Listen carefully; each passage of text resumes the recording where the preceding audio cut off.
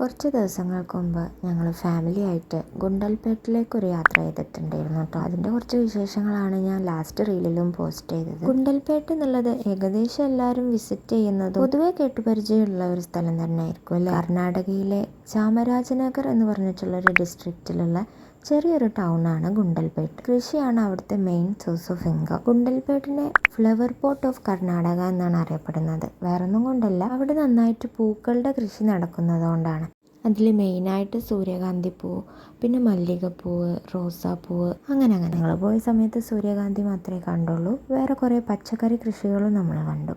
ഉള്ളിക്കൃഷി, ചോളം, മറ്റു പല വെജിറ്റബിൾസ് അതൊക്കെ കണ്ടിട്ടുണ്ടായിരുന്നു. ഗുണ്ടൽപേട്ട് താലൂക്കിൽ തന്നെ വരുന്ന വേറൊരു ചെറിയ ഗ്രാമത്തിലേക്കും ഞങ്ങൾ പോയിട്ടുണ്ടായിരുന്നു കേട്ടോ. എലച്ചട്ടി എന്നാണ് ആ ഗ്രാമത്തിൻ്റെ പേര്.